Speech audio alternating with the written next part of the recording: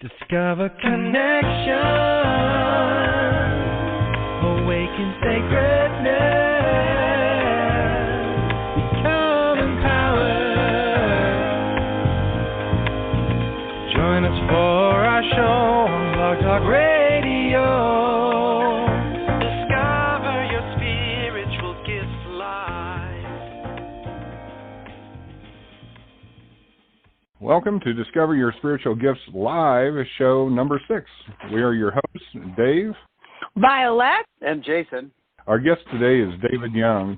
David is a public speaker and teacher of over 350 meditation workshops, a painter who won Best Booth at Art Basel Spectrum in 2018, and a twice Grammy Nominated musician who plays 2 Renaissance flutes at one time in harmony.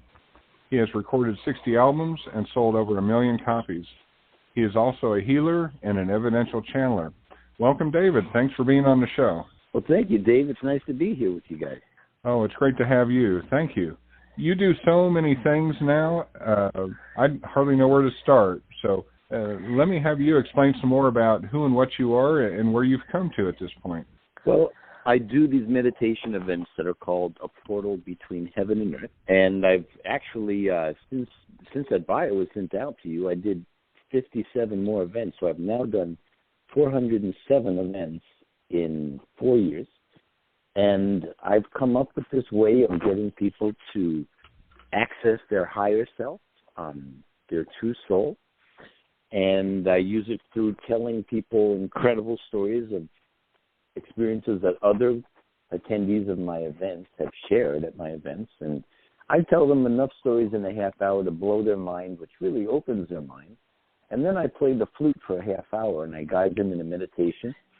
And 80% of the people who come to my events, by the time the event is over, end up sharing that they've had an experience, a conversation or spiritual travel with one of the ascended masters like Buddha, Jesus, Krishna, Moses, Mother Mary, or Angel Michael, or one of their loved ones. And so because I've done this 407 times, I have statistics, and that's how I know people have an 80% chance of having one of those experiences. Oh, that's great. Can you share some examples of those experiences? I know you have great stories. Well, you know, some of the stories are really touching and emotional that people have shared, and some of the stories are just flat out hilarious, and they sound like jokes that some comedian would have made up, but they're not jokes. These are actual things that have happened, you know. 2 months ago, Jesus appeared to this woman, and he appeared to her having this really hairy chest, and she didn't recognize who he was, so she asked him, "Who are you?" And he said, "I'm Jesus." And she said, "Well, why do you have such a hairy chest?" And he said, "Because I know you really like men with hairy chests." That's a real thing. It's not just a joke. You know, I didn't find that on the internet. Somebody shared that at my event. It was the funniest thing I'd ever heard at one of my events. I think sometimes they think we get way too serious about things in life sometimes, and they want us to kind of enjoy life more. So that's pretty funny. I like that story. You know, Violet, I have to tell you that I couldn't even count over the 407 events that I've done. I couldn't count how many times people shared that whatever ascended master they met with in the heavenly dimension told them, you know, the purpose of your life is to enjoy your life. If you take it so serious and you take all the fun out of your life, you're taking the best part out of your life.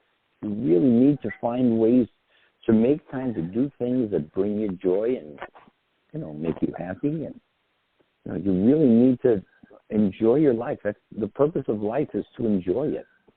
So thanks for sharing that. Yeah, I think it's about the experience, and we get so wrapped up in things and titles and what we have and who we are versus the joy of living and experiencing it. So I love that. I love that connection. So thanks for sharing that. Yeah, well, you know, there's there's been a real thread of continuity that I've noticed in doing all of these events. You know, when I started doing these events, I've been meditating for over 30 years. I think it was about 32 years when I started doing these events. And I'd experienced different levels of inner peace in my meditations, you know, depending on how long I meditated for, because most people don't realize that the first 10 minutes of your meditation is just like a warm-up. Like when you go to the gym, you don't start out with your full-on workout. You start out with a warm-up. And the first 10 minutes of your meditation is basically a warm-up because your mind that's so used to being busy all the time and planning everything. Your mind has to get used to settling down and taking 20 or 30 minutes to just relax and have open space in your mind so this way you could receive messages or some kind of guidance. And so the first 10 minutes of your meditation really is just a time where you're just settling in and creating the space in your mind so you can receive. And all the good stuff happens after 20 or 30 minutes, you know. I've meditated, you know, for an hour a day, you know, sometimes for 6 months. And wow, the difference that makes. Because if the first 10 minutes is just a warm-up, then you're really actually getting 20 minutes in a half-hour meditation. But, you know, with an hour meditation, then you have 40 minutes, you know. It's just you get to such a deeper level. And so when people started sharing their experiences that their grandmother or their dad or their best friend from childhood who died young appeared to them while I was playing the flute in the meditation, the consistency of that, in the beginning of it was just a mind blower to me because I didn't even know that was possible. I didn't know it was possible to communicate with somebody that wasn't alive. And not only did I not think it was possible, I thought it was absolute, it's a word that starts with B, baloney. That's it. I thought that anybody who would share an experience like that was full of baloney. You know, that's like the politically correct word to use in this conversation, right? Mm-hmm. Mm-hmm.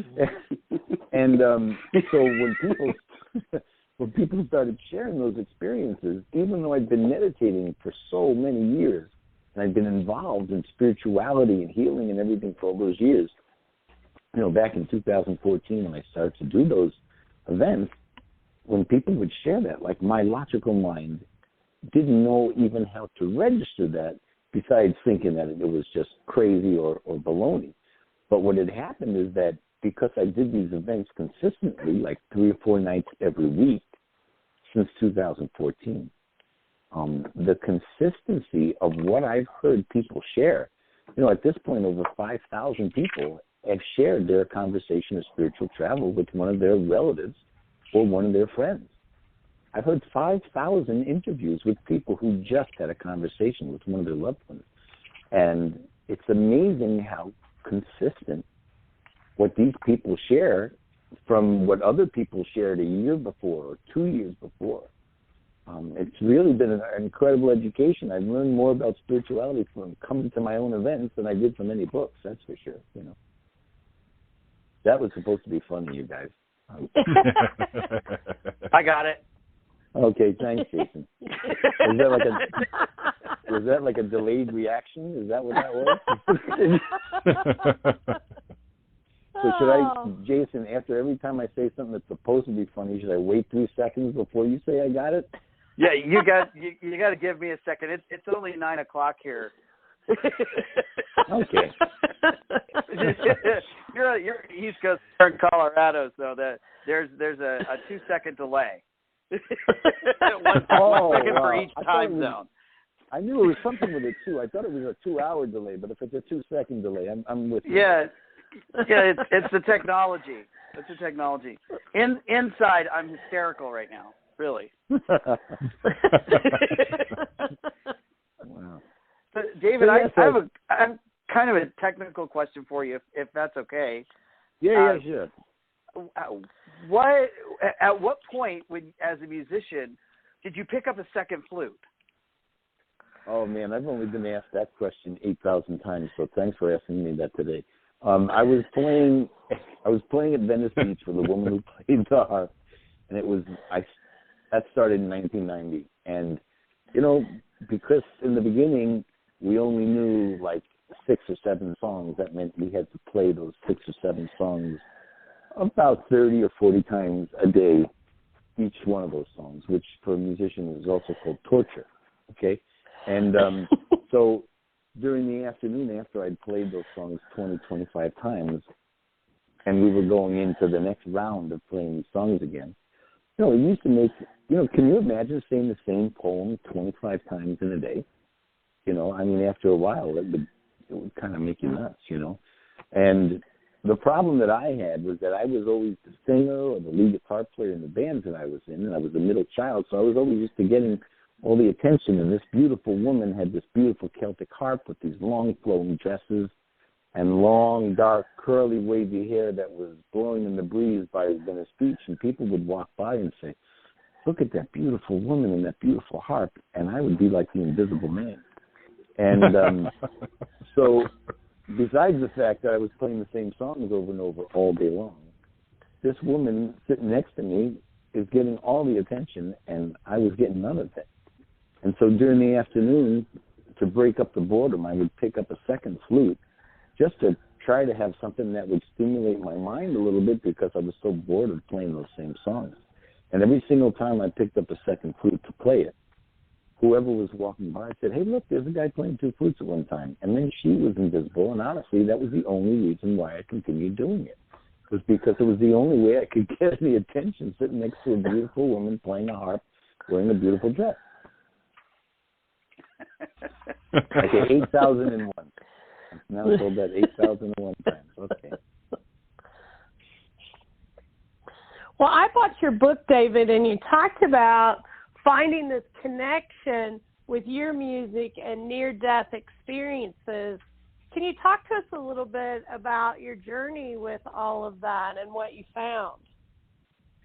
Yeah, I like talking about this because it's such an important subject, because most people, let's just generalize. Let's say people 50 years old and older, because I'm 58, so that puts me in this category, right? In my generation, when I was growing up, people didn't talk about near-death experiences because it sounded, 40, 50 years ago, that sounded crazy, okay? Because there was so little that was known about near-death experiences back then, right? Well, most people don't realize that in the United States alone, in the last 35 years since this organization called the International Association of Near-Death Studies, it's like a support group for people who have had near-death experiences.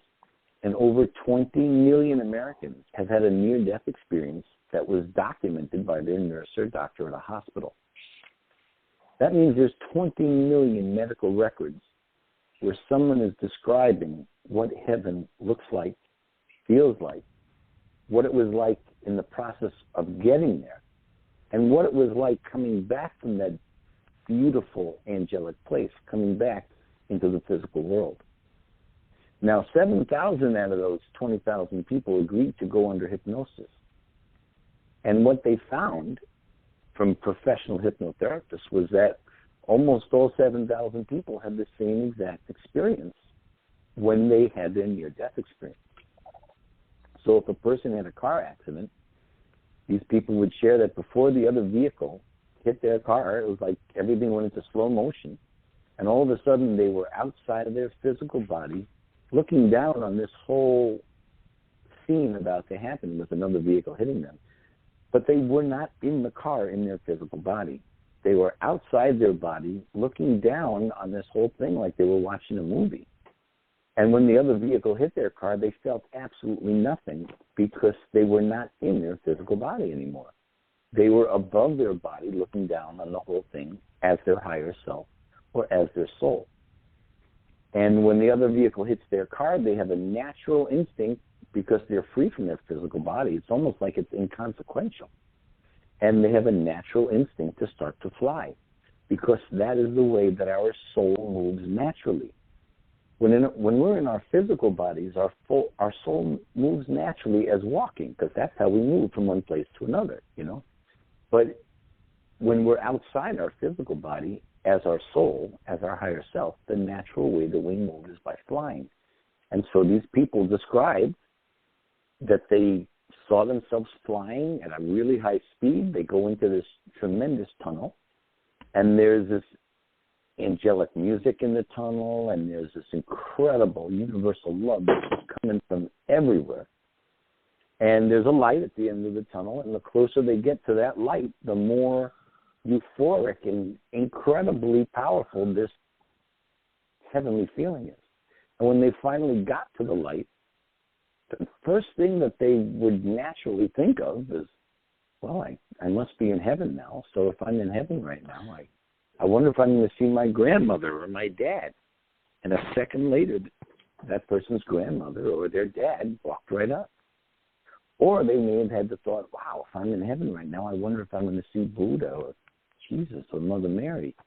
And a second later, Jesus or Buddha or Mother Mary walked right up.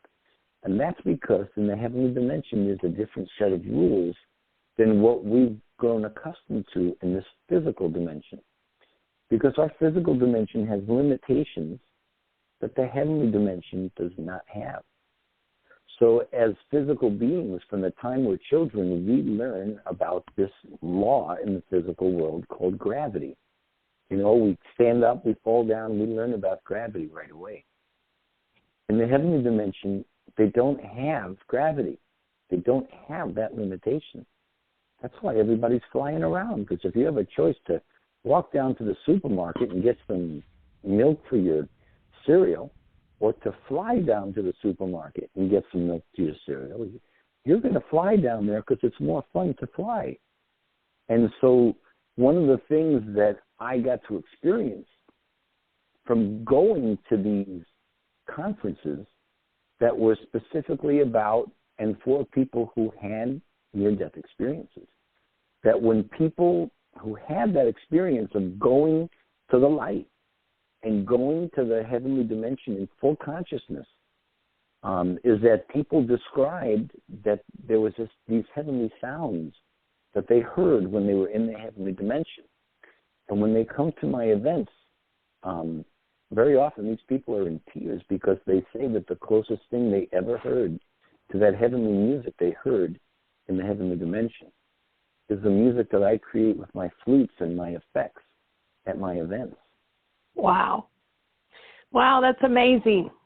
And I do love your music, but wow, that's amazing. I love that story, especially for, you know, I'm in your same age group, so I'll step up.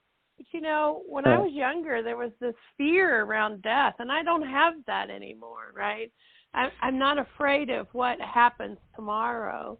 But when I was younger, I did, and I think it's because of the expanded knowledge of information and my spiritual connection and knowing there's something beyond this, right?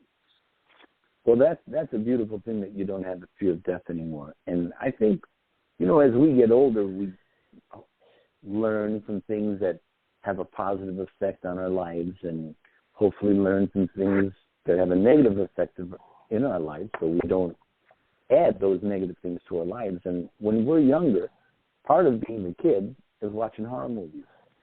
Horror movies do not do anything good for your state of consciousness or for having a healthy mind. And there's really, you know, no reason in the world for any spiritual person to be watching horror movies to have those images put into your mind and then into your subconscious mind. You know, it's absolutely the opposite energy that you want to put into your soul, into your mental system.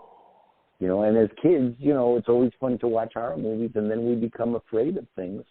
And then, you know, years go by and we don't watch any horror movies, and we're like, well, man, how come my mind feels clearer? How come I'm not having the negative thoughts I used to have? Well, you know, you're not watching things that are a detriment to your own spiritual state of being. Well, I absolutely agree with that. Yeah, you make an amazing point there, David, that it really is about the stimulus and what we take in, and not just the visual piece, but also what music we listen to, what foods we eat, the people we're around. so many aspects of that spiritual growth are, about our environment and what we allow ourselves to partake in. And I'll tell you that I've had a near-death experience. It was very quick. It was very short. It wasn't as elaborate as what you described, but absolutely pulled out of my body during a collision and put back. And when I first heard your music, I had that connection, and I felt that peace. I literally fell in love with the music because of where it took me so quickly. And having listened to a lot of it since, it all has that spectacular quality. It's all very consistent in that message and in that feeling. So I can see why so many people would have those experiences, and it's beautiful that that you recognize what you're creating for other people. Well, I recognize it now. I thought I was just a good flute player in the beginning, because I've been playing the flute since I was 7 years old. I play a Renaissance flute called the recorder, and they come in all different sizes. So, being a technical musician, there's a technical side of it.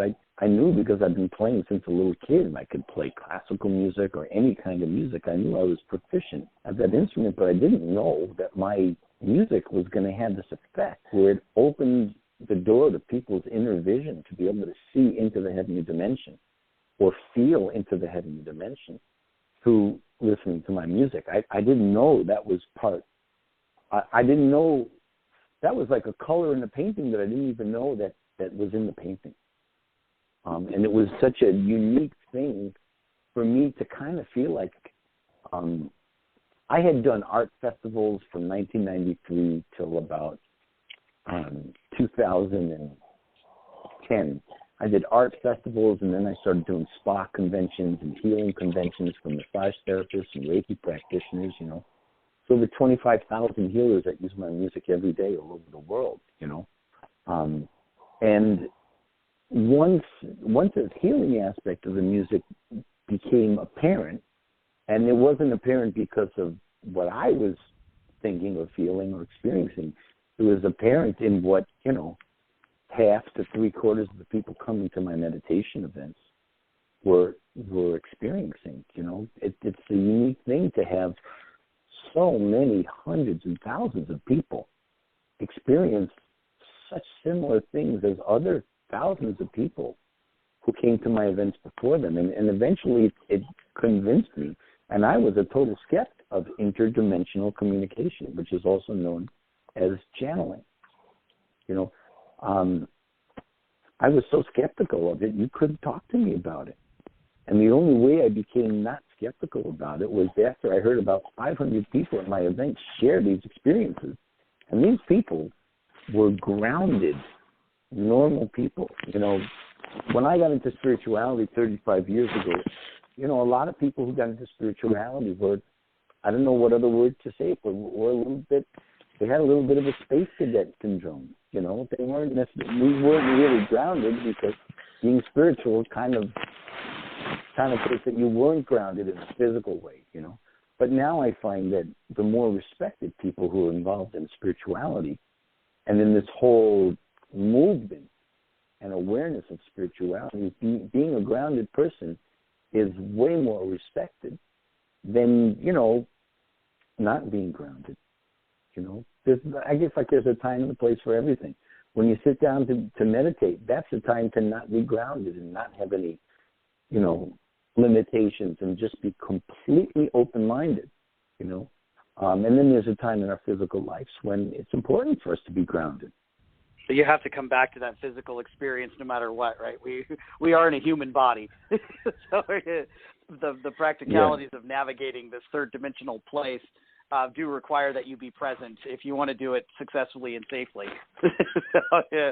Grounded is good. Grounded is good. It's something that I teach and share and help people work with often. I have all sorts of tools and tricks for that kind of thing, just because it's especially working in a spiritual center. right? People they tend to drift away a little bit. We've always peanut butter M&Ms. That's our thing around here. Here you go. You need grounding. You need a peanut butter M&M. There's really something about peanut butter that really is like a grounding kind of thing to eat, you know. Yeah, peanut butter and chocolate. Oh yeah, can't go wrong. Mm-hmm. So the unique thing is that after I was doing all these events and playing at the national conventions for people who had near-death experiences, I came up with an analogy because people would ask me, how come this works so well? You know, how come I come to your meditation event and I have experiences that I've never experienced before? What makes your event different? Is it the music? I mean, why is it having this kind of profound effect? And when I play two flutes at one time, the two notes create a third note. It's called a triharmonic tone. Now, just imagine you're sitting in an audience and you're watching me play two flutes at one time, but you're hearing three notes come out. And that's because the two notes create this third harmonic tone. And this harmonic tone is a frequency. Okay? Everything in heaven is based on frequency, vibration, or light. Okay? So that frequency that's created by the two flutes creating that third sound, that frequency is like a heavenly frequency, what people experience in the heavenly dimension. Okay?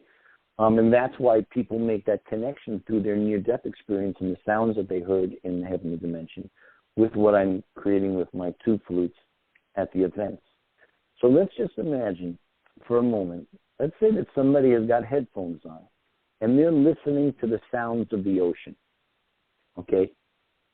Now, your soul knows that when you are at the ocean, you hear the sound of the ocean, you smell the fragrance of the ocean, and you see the ocean with your eyes. So you're experiencing that in three different levels with three different senses when you physically go to the ocean. So now you're laying in your bed, you've got earphones in, and you're listening to the sound of the ocean. Your soul knows that when you hear the sound of the ocean physically, that you also see the ocean, because it's a combined experience of seeing the ocean, smelling the ocean, and, you know, and feeling the whole thing. Okay?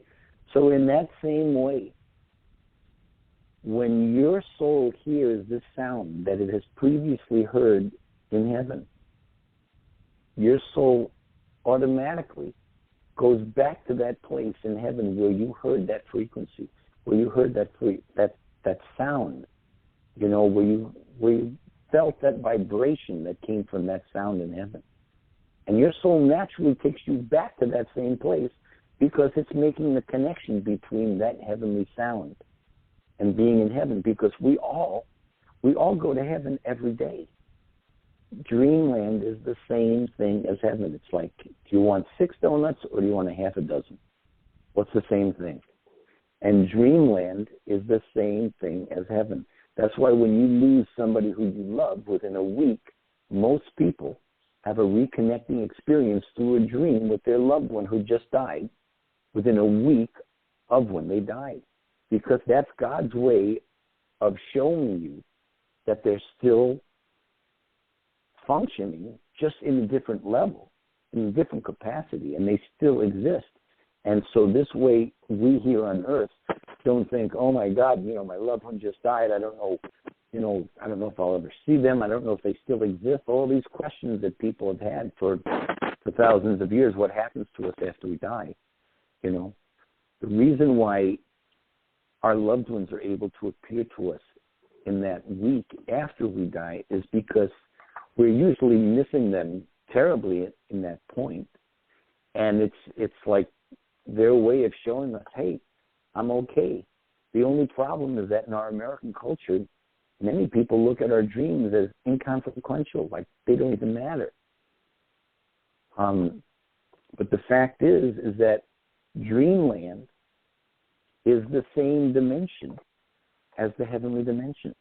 It's one of the lower heavenly dimensions, one of the lowest ones closest to physical life. But dreamland is one of the areas of heaven. And, once you get to understand the basics of this stuff that honestly I just learned by coming to my own events and hearing the consistency and putting these pieces together. So I'm sure you guys have had one of those flying dreams, right? Has everybody, Oh, yeah. Dave? Oh, yes, Dave, yes. like those are the best things in the world. It's the best feeling ever. And the way that actually happens is because each night that we go to sleep, we may just call it dreamland, but we're going to heaven. That's what happens. And once in a while, something triggers our awareness when we're detached from our physical body. So if you just think about that, what I had said to you before about people who are in a car accident, before the other vehicle hits them, they're separated from their physical body, and they're above their body as their soul, their higher self, looking down on their physical body in the car in a detached way, because they're not connected to that physical body anymore. They are as their higher self, their soul, looking down and watching this whole thing like they're watching a movie. That is the separation of the soul from our physical body. Once in a while, when we're dreaming, our soul recognizes that it's separate from our physical body down here on earth. And when our soul recognizes it's separate from our physical body, it does the natural thing that our soul does, and that is to fly. And that's why we have the flying dreams. It's because our soul is recognizing it's separated from our physical self, and it's just doing what our soul does naturally, and that is to fly. It's actually simple. It really makes sense.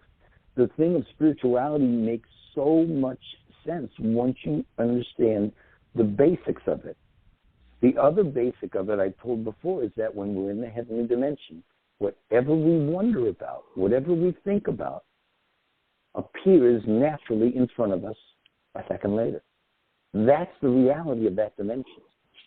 In our physical dimension, we're taught, well, my thoughts don't necessarily mean my reality. I may want to have $1 million, but I don't have $1 million in the bank. In the heavenly dimension, you think, I wish I had $1 million, and you have $1 million right there. The only problem is that there's no place for you to spend it when you're in heaven.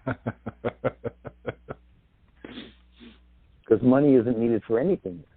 So having $1 million would be like having a million grains of sand over here. That's really not going to get you too far unless you're looking to make a beach.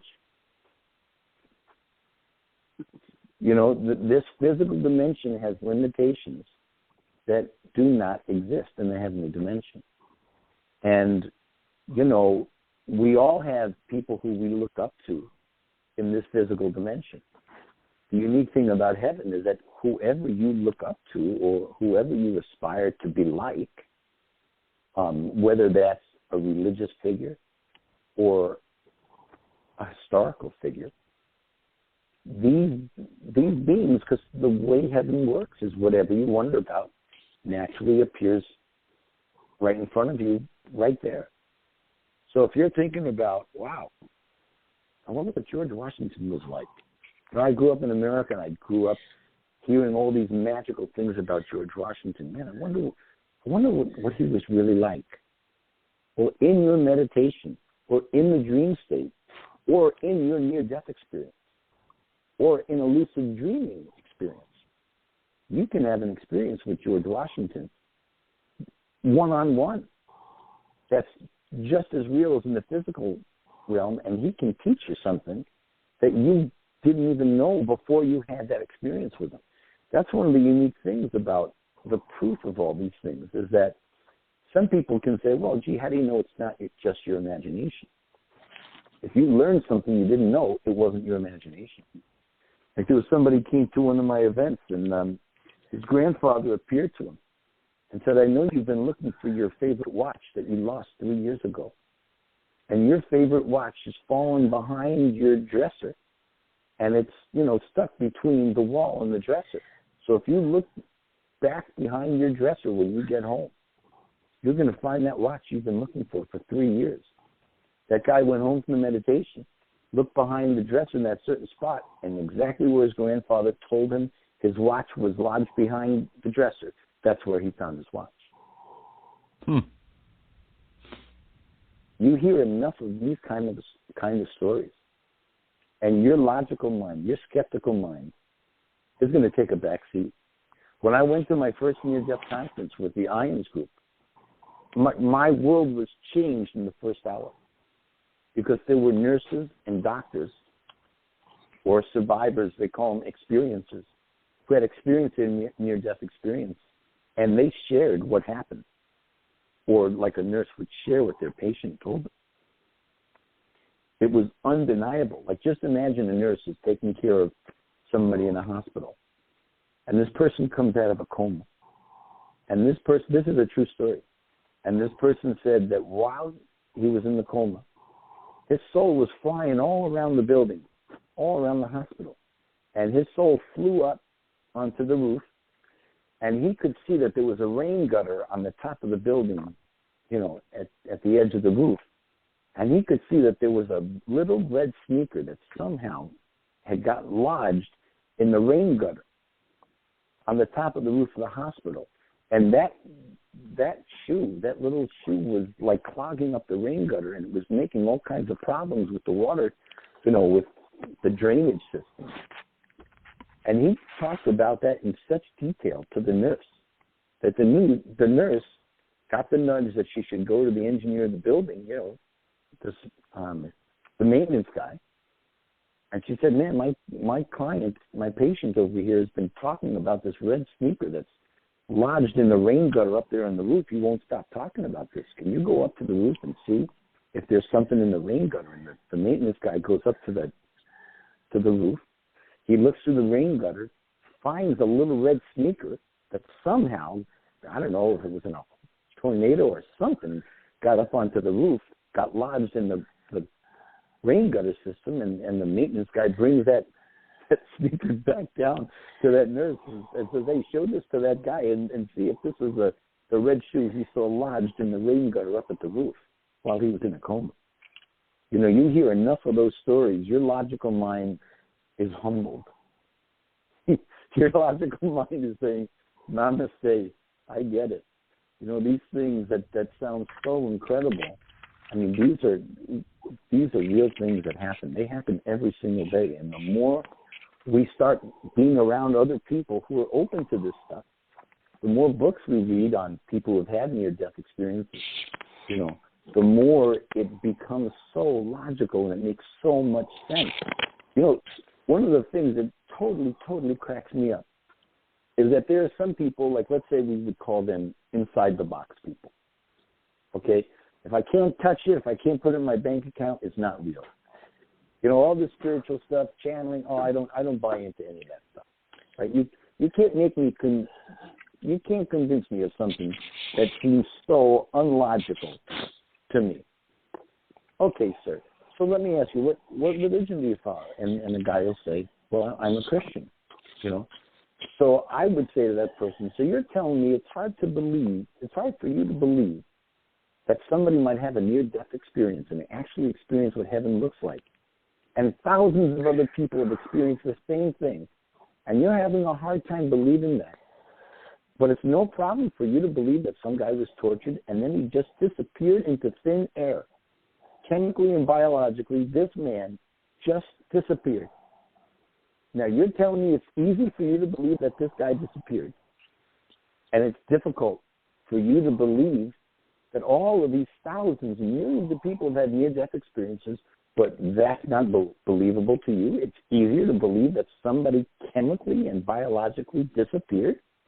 I mean, wouldn't it be easier for you, sir, to believe that a freaking extraterrestrial spaceship came down and picked that guy up from 2,000 years ago and just took him away? Isn't that more logical to think that he just disappeared? How could anybody disappear? Why do we have bones when somebody dies? Because that's proof that somebody died there. You understand the point that I'm trying to make? It's so unlogical to believe in that thing, yet people dismiss spiritual things, that there's different evidence supporting it. But they have no problem believing that some guy died 2,000 years ago for their sins and somehow disappeared. I mean, what part of that am I? You know what I mean? It doesn't really compute, does it? You know, if you want to be logical, let's be logical about the whole thing that's being involved here. You know, really, do you know anybody that actually had a child from a virgin birth? Is that really possible? That virgin birth was added to the Bible 381 years after Jesus was born. How could somebody make a woman a virgin 381 years later? How does that work? Well, the way it works is that there were 5 other religions at the time: Buddhism, Mithraism, and 3 other religions that don't exist anymore.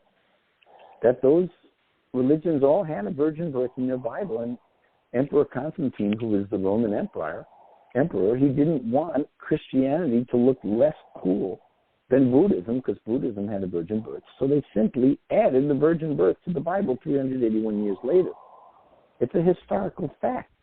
Nobody in the church will deny that in 381 AD, the virgin birth was added to the Bible.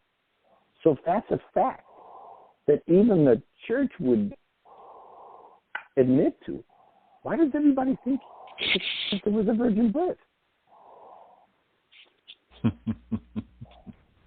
I'll tell you, we have a great example of that in American history, because we have a holiday that's called Columbus Day, of when Columbus supposedly discovered the New World. He discovered the United States.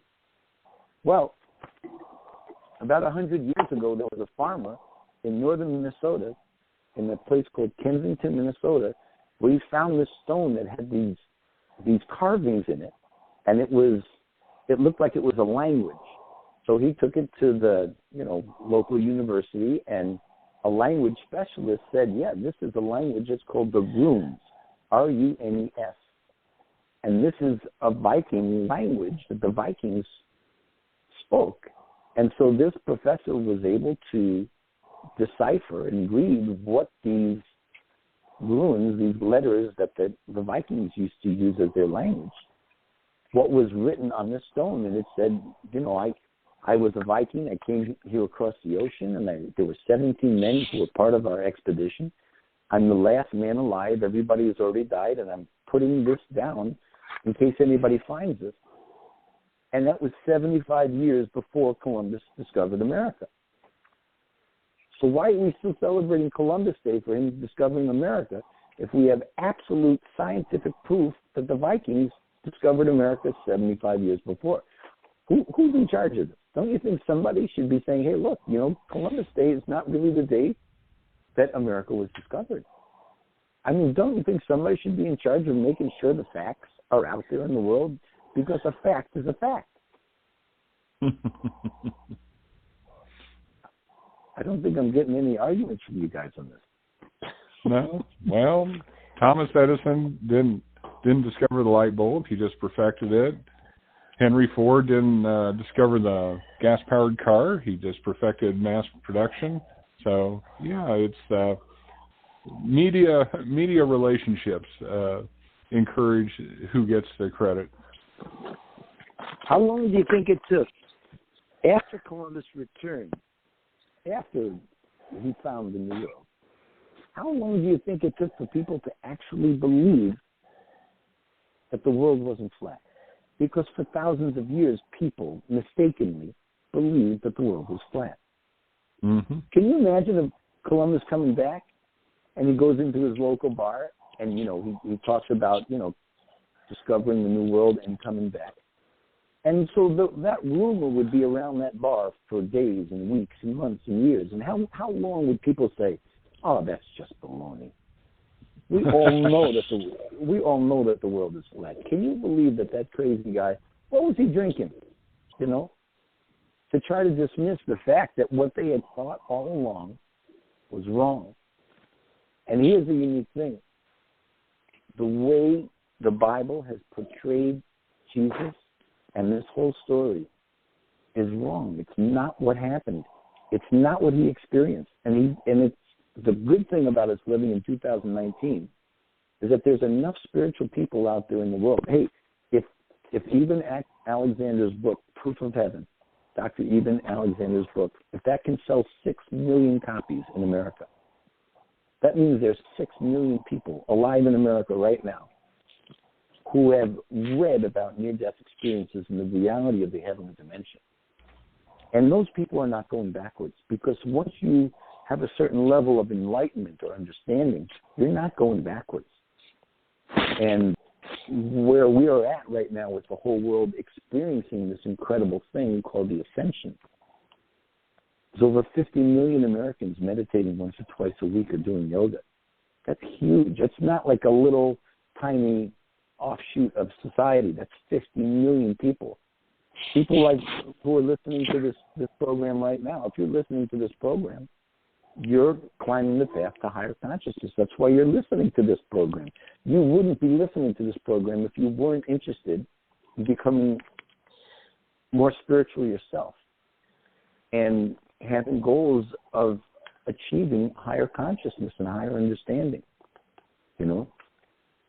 It's amazing how people believe what they want to believe, even when the facts are right there. I mean, the Kensington Stone is in a museum in Minnesota. It's so easy for anybody to go there and read that these Vikings discovered America 75 years before Columbus. You know, it's so easy to buy any book channeled by Jesus, Mother Mary, or Mary Magdalene. You go to any metaphysical bookstore and buy any book. I've never read all those books because I want to have my own experiences be directly coming from the source itself, you know. So I didn't want to read those books, but there are people who come to my events who have read those books, like Anna, grandmother of Jesus, or the Magdalene manuscript. And they tell me that the things that they read in those channeled books are so similar to what I channeled, or what the people who were close to me channeled as part of our experience in putting this book together. You know, you're just not going to hear that story from the Bible, because that story from the Bible has an agenda. Because if they were to say, look, you know, if you want to talk to Jesus, just talk to him. Listen closely, clear your mind, get to a peaceful place and listen. Or if you want to talk to Buddha or Moses or Krishna, whoever, you know, if it was that easy, you wouldn't need to buy a Bible, and you wouldn't need to put your $20 into that basket every Sunday. If you could just talk to him yourself, why would you need to contribute to paying for building electricity and heat and cleaning the place? You know, you wouldn't need any of that stuff. But then the church couldn't survive. So the church had to create this need for people to have religion, and the way they did that was by telling people that they were unworthy and telling people that they were a sinner. I mean, one of my friends is a born-again Christian, and he tried to convince me that she was a sinner. And I said, okay, well, tell me one horrible sin you did this week. And she said, I haven't done anything horrible this week. I said, tell me the worst horrible sin you've done this past year. And she said, well, I haven't done anything horrible. So I said, why are you telling me you're a sinner? Why are you calling yourself a sinner? And she says, well, the Bible tells me I'm a sinner, so don't argue with me. Okay, don't argue with me. All right, what else do you want to talk about? You know? Actually, I think that's a great segue, David, to tell us a little bit more about the book and the event that you have created around sharing the information and the travels in the book. Well, this book is nothing that I ever thought I'd be involved in, because I grew up Jewish, and we weren't even allowed to say Jesus' name in our house. So, you know, just imagine I'm in my 50s. I've been playing the flute, you know, since I'm 7 years old. I started doing these events talking about a book that I had written. And, you know, after talking and telling stories for an hour, I asked people if they want to meditate for 20, 25 minutes. People close their eyes and meditate 20, 25 minutes while I'm playing the flute, and then the meditation is over, and they start sharing these experiences with their grandmother, their best friend from childhood, you know, the things I talked about before. And then after 6 months, 500 people, normal people, share these experiences, and then something really weird happens, you know. 3 people in the room all see Jesus standing in the same spot in the room. So growing up in a Jewish family, how do you wrap your mind around something like that? You know, I mean, my logical mind just like went numb. Like, at first I was thinking the first two people who shared, I just thought they were crazy. You know, this is at the end of 2014. And then the third person came up to me when the event was over, and she whispered in my ear, she said, I saw him standing in the same spot, but I didn't want to say that in front of everybody. Oh, my gosh. 3 people saw him standing in the same spot. So I was talking to this channeler named Bob Murray, who was this amazing channeler from Canada. He had a monthly newsletter that he interviewed 4 people in heaven every month. So over 30 years, he's interviewed Albert Einstein 25 times and Mark Twain 20 times. And you name a famous person from history, Bob Murray had interviewed him numerous times. And I called up Bob and I said, can you channel Jesus for me, because 3 people saw him standing in the same spot in the room last night, and I think we should have a talk. You know, I didn't see your name on the list of people who paid to come in. You know, that was a joke. I'm not going to wait for 3 seconds for that.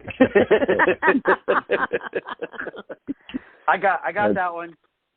All right. I just don't want you to miss any of these jokes. You know.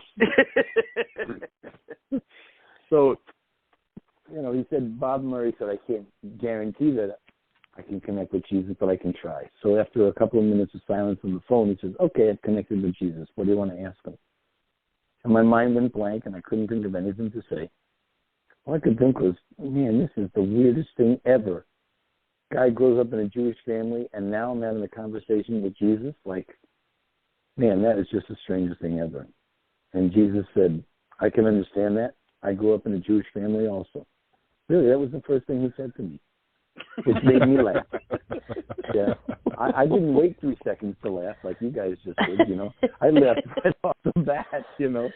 And I said, can you tell me a little bit about yourself? Because I don't know what to believe about what I've heard about you. And I also don't know what not to believe about what I've heard about you. So what do you like or what don't you like? I mean, if you're talking to somebody from 2,000 years ago you don't know anything about, where do you start the conversation? And so the first thing he said was, I don't like rituals.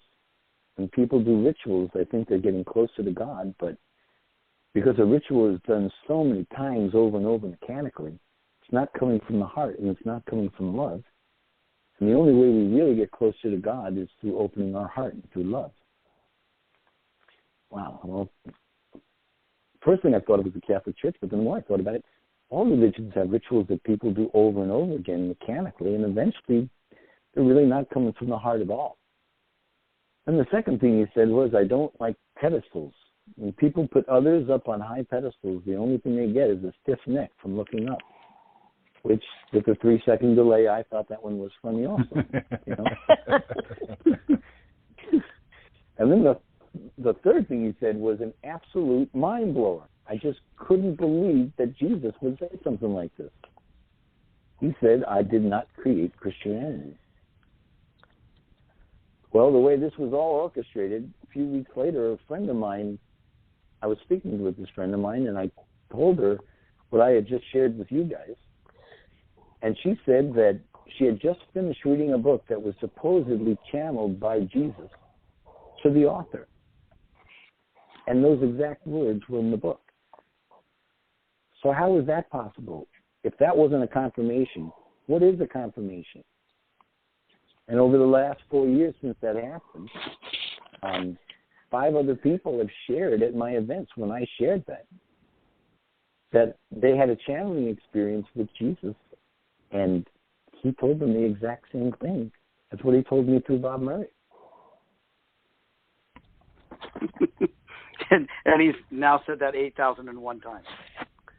Right. Thank you. Thank you for reminding me of that. You know? Now, there is power in numbers, I know. It's true. You got to get the message out there, right? Well, you know what? These were all things that turned me from being an absolute skeptic to getting on the same page of apparently this was something that I had signed up for before I came into this life, and I'll tell you how I know that. Well, my ex-girlfriend, Mimi, who channeled much of what's in my book, The True Story of Jesus and His Wife, Mary Magdalene, she would channel Jesus or Mary Magdalene or Mother Mary because they had shown up to over 1,000 people at my events. And, there were times if there were 25 people in the event, 18 out of the 25 people ended up sharing their conversation of spiritual travel with Jesus, Mary Magdalene, and Mother Mary.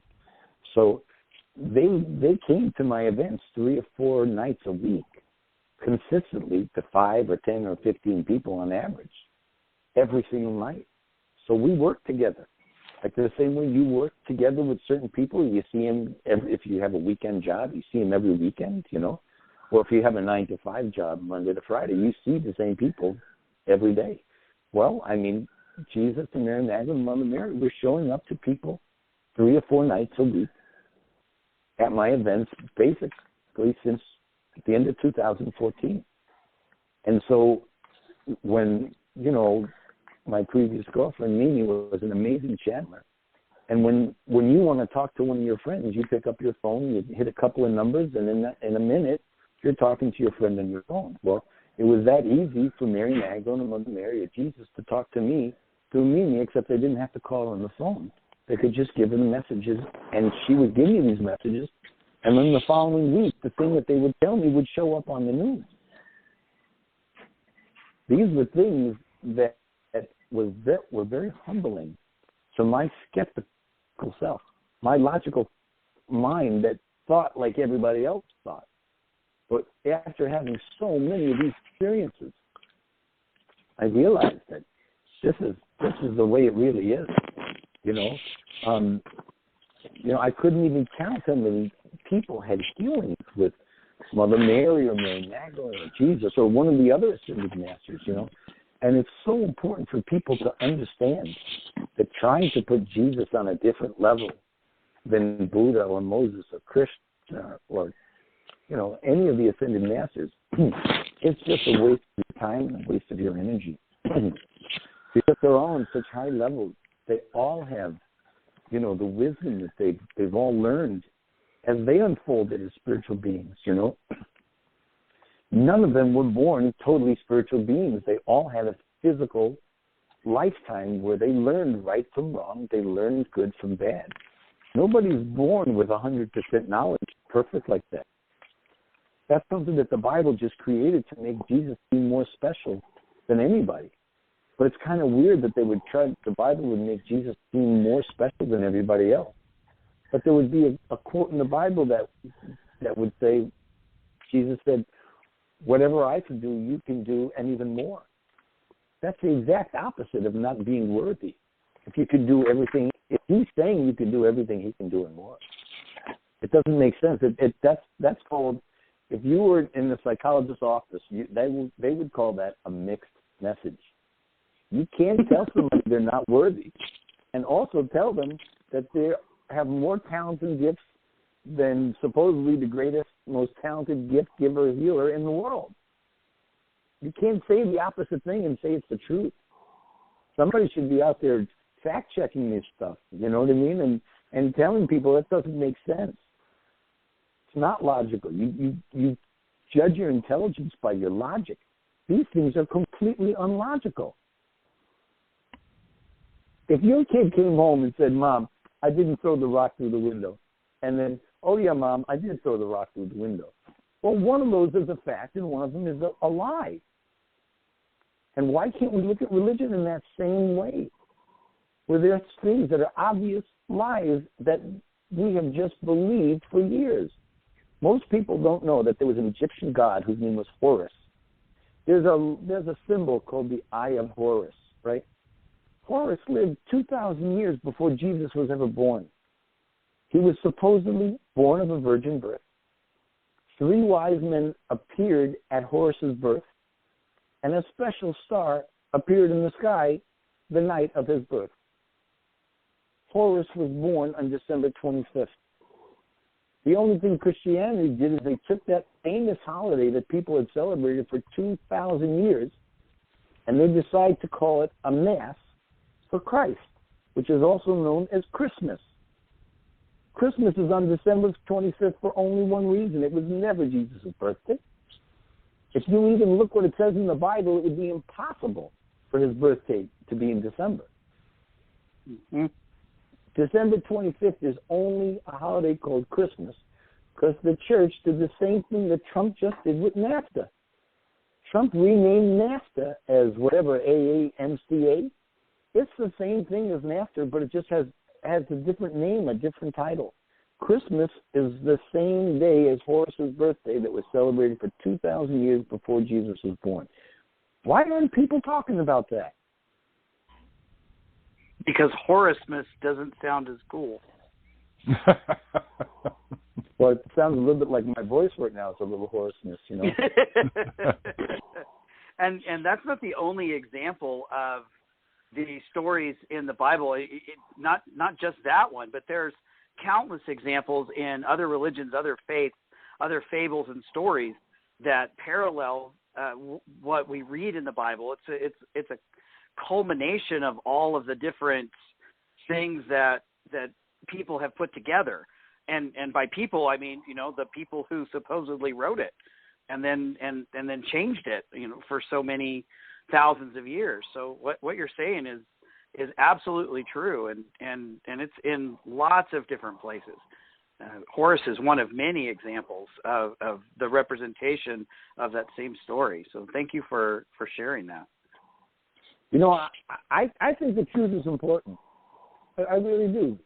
In my day-to-day relationships with people, I choose to work with people who are honest and truthful. I just think if you're trying to make sense out of this physical life, there's so many things that on the surface don't make any sense that I would like to deal with people who are honest and truthful, because I just think that life is on a higher level with people who are honest and truthful, So if I want to have truth in all areas of my life, I want to know the difference between the baloney and the truth. And if it's that easy to do a Google search and find out when did the holiday of December 25th start to be celebrated, and it turns out it was 2,000 years before Jesus was born, why wouldn't a Christian want to know that? Why wouldn't you want to know the truth that holiday wasn't even a Christian holiday? Does it make you a good Christian because you're a blind follower? I'm sorry. What I've learned in being involved in this whole thing, from meditating for 36 years and through being involved with Mother Mary, Jesus, and Mary Magdalene over the last 4 years since they started appearing at my events, is that they want people to know the truth of what really happened. And they can't force people to believe it, but they can make these obvious facts right in people's faces so they can really see, look, can you even imagine? Okay, just for a moment here. We all know what it's like to be misunderstood, right? It really stinks. And if you have a work situation where there's 3 or 4 people who are misunderstanding you, it really sucks. So just imagine 5 billion people completely misunderstanding you. Can you even imagine how frustrating that would be? I know we're not going to talk about politics, but just for a second here, just imagine that one of us is a Democrat. And let's say 50 years goes by, and for some reason we get famous for something we didn't even realize we should even be famous for, right? And all of a sudden this story comes out about us, saying that we're a Republican. When in our life, when we lived, we were a Democrat. Everything that we believed in, we're now remembered by the opposite of everything that we believed in. That would be horrible. That's the position that Jesus is in. Because when people see his name, they think about a cross, and they think about this story that is in this book that's been changed over 1,000 times by over 1,000 different writers. And can you imagine how frustrating it would be for people to think that you're one thing, that you are completely not? That words that they put in your mouth, you would never say. You would never say that the only way to the light, is through me. That's completely not true. Can you imagine how frustrating it would be for him, for people to think that they're not worthy, when he's just as worthy as we're all worthy. There's none of us that is, even the worst of us, get a second chance. The idea that Christianity has put him on such a high pedestal to intentionally make people feel unworthy. Let me tell you something. I really think, and I'm going to ask you a question, I really think that God loves me. Do you guys agree with me? Oh, yeah. Yes, God loves you. Yeah, that's pretty basic spirituality 101. Yeah, God loves me, right? So if God loves me, that means that God wants me to be happy. That makes sense, don't you think? So if God wants me to be happy, that means God wants me to feel good about myself. Because if I feel good about myself, I have more love to give out to other people, that I can help make this world a better place because I have more love because I feel good about myself. So that means that anybody who's telling you that you are unworthy and that you are a sinner is definitely, absolutely not God, because God wants me to love myself and feel better about myself so I can help make this world a better place. So anybody telling you that you're a sinner, to intentionally make you feel bad about yourself and intentionally make you feel unworthy, is absolutely not God. One, two, three. Okay, you guys talk now. I felt like that would needed to sink in for a second, right? Yeah. I mean, it's so basic. How much more basic could it be? It is simple. One of the things I tell people when I start my meditation workshops is that, repeat after me, this is not as complicated as I thought it was. It really isn't that complicated, Oh, yeah. It's we make this place too hard. It's not supposed to be this difficult. Absolutely, and we're not supposed to invade other countries because people don't believe in the same religion as us.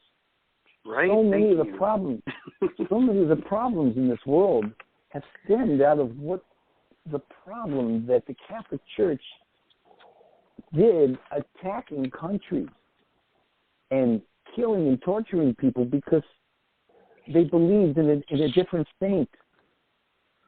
It's the most ridiculous thing ever in the world. And those negative things are still out there in the world because of all the innocent people who have been killed for no reason. It's ridiculous. If Christianity tried to do today in 2019 what they did 1,000 years ago, in 1019, or in 1219, with the Crusades of going into these countries and killing all these people because they didn't believe in Christianity. I mean, that's the dumbest freaking thing in the world, to kill people because they have a different name for God than you have. When is the church ever going to apologize for what it created, creating this dissent between the different cultures?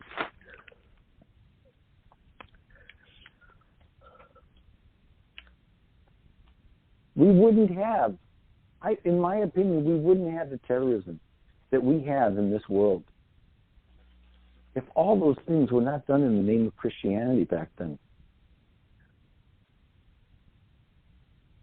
We celebrate 9/11 as never again. What about all those people who experienced their own never again when the Catholic Church came in with their armies and killed all these people for nothing? Why shouldn't those people say never again? Somebody has to make a bridge to apologize for those horrible things that were done that didn't need to be done. And believe me, the last soul in the whole universe that ever wanted any of that stuff to happen was Jesus himself. How frustrating would it be? How frustrating would it be to, we all eventually die.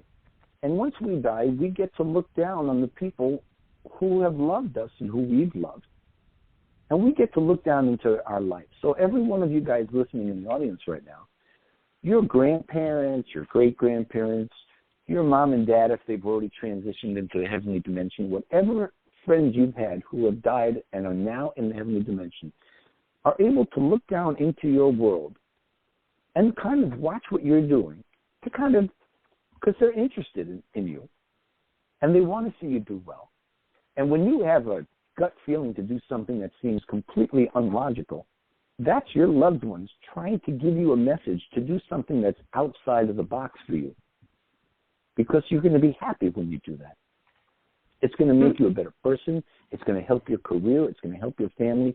What people experience, what they think is their intuition. We've been taught that intuition comes from spirit and comes directly to our soul. But that's not correct.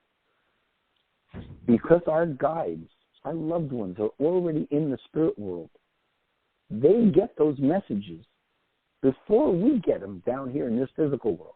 They can see these things coming a week in advance, a month in advance. They invoke a feeling or a thought into your mind about something, to do something, and you don't have any idea why you're doing it. But if you listen to it, something magical, something amazing happens. And it could be a spiritual thing, it could be a business thing for your business. It doesn't matter. When you get a message that comes from above, it's coming from your loved ones, and your loved ones are giving that message to you. So I'm saying that to you, so you have that image that your loved ones are looking down at you from heaven with your best interest in mind. What would it be like to be Jesus and to have all these horrible things being done in his name? And he's looking down at this thing from above. His life was not only affected in his physical life, because he did survive the crucifixion, and Mary Magdalene saved him. She was friends with this Roman soldier who took him down from the cross after 6 hours. The reason why he was taken down from the cross after 6 hours is because he was crucified on the eve of Passover. And there was a Roman law that said a Jewish person could not be tortured over a Jewish holiday. And since the Jewish holiday started at sundown, the eve before Passover, he was taken down off the cross after 6 hours. This Roman soldier put him in a tomb while he was in a coma because he was having a near-death experience, because anybody's body would go into shock after being tortured like that. Each day, this Roman soldier let Mary Magdalene into the tomb to change the bandages on his hands and on his feet and on his ribs. And on the third day, this Roman soldier brought a wooden cart that was covered by hay, and the cart was pulled by a horse. The Roman soldier took Jesus' body out of the tomb. He's still in a coma. He puts his body in the center of the cart. He covers up the body with hay, and now it just looks like a wooden cart with grass on it. Mary Magdalene rode the horse. That is how they escaped, and they went 2,619 miles all the way from Jerusalem. They stopped in Magdala first to pick up Mary Magdalene's family money, which is where they lived. And from there, they went through Syria and Turkey and Bulgaria, through Italy, and eventually they settled in the south of France, 2,619 miles away. They had their fourth child in France. Mother Mary took over guardianship of the 3 children they had between the time he was 30 and 33 years old, because he married Mary Magdalene. Mother Mary fixed them up at a wedding. They got married right away, fell in love instantly. They were both on the same high spiritual level because they had both been meditating. They were both shamans. They were both healers. They were both really advanced spiritual people for their day and age. They were way advanced. And Mary Magdalene found a way to keep him alive, and he lived to be 72 years old, and she lived to be in her 50s. So any movie that I have gone to see, whoever saves the good guy is the hero. And so that means Mary Magdalene is the hero of that entire story, because she saved the good guy, the guy who was talking to people about being kind to your neighbor, about meditating, about being peaceful, about treating everybody with love. She saves the good guy, so that means she's the hero. I like her. Yeah. I do. That's all wonderful. I think we're about out of time now, and so I think we need to wrap this up. This has been a wonderful discussion, David. Thank you so much. It's been my pleasure. I'm really looking forward to coming out there next month. You know, in the middle of April, I'll be out there. I have 4 events in the Denver, Boulder, and South Denver area, and looking forward to sharing my stories and my music and all my heavenly friends. Well, we love that. To it. Yeah, and for the callers or for the listeners, we're going to ask that you stay on, and we're going to have complete details of all these events, and we strongly encourage you to sign up and attend them. We think they'll be life-changing for you to meet with David, hear his music, hear his story. It's just a wonderful event. I've been through it, and it's great. I can strongly advocate it. Thanks, Dave. Well, thank you. Thank you. Thank you, Vialet. I love your color. I love my color, too. We'll see you soon. Okay. Yeah, thank you. Very shortly. Lots of love to all of you. You Thank take you, care. Okay, on our next show, we're going to have guest Brenda Hardwick talking about the angels, which kind of sounds appropriate following this. Thank you for listening today. Have a great week and a blessed week. Take care. Musician, author, and artist David Young will be appearing in Colorado for 4 special events, April 11th through 14th of 2019. Thursday, April 11th, A Portal Between Heaven and Earth concert and meditation presented at the Wheat Ridge Rec Center in Wheat Ridge, Colorado, starting at 7 p.m. is only $30, pre-sale $35 at the door. Friday, April 12th, 7 p.m., The True Story of Jesus and His Wife Mary Magdalena, based on the book that David just released by the same title. He'll be holding that at Journeys for Conscious Living in Arvada, Colorado, 7 p.m. Prices are the same.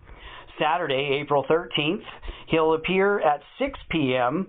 for A Portal Between Heaven and Earth concert and meditation at Unity Church and Spiritual Center in Denver on University Boulevard. And then Sunday, a special engagement at Discover Your Spiritual Gifts in Littleton, Colorado, will be a double event. It's an evening with David Young, and he will present portions of both of his events that he'll be doing on the other evenings.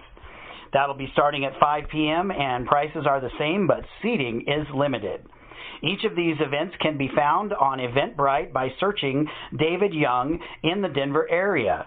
Be sure to check out the pre-sale because these will sell out in some cases. Also, on Friday and Saturday, if you would like a one-on-one session with David, he is offering $50 readings. They will be 20 minutes long. There will be some in the north part of Denver on Friday and then in Littleton on Saturday. You can reach out to Jason Antelek at 720-434-8479 to book those time slots. We'll see you at the David Young events, April 11th through 14th of 2019. Discover connection, awaken sacredness, become empowered. Join us for our show on Blog Talk Radio.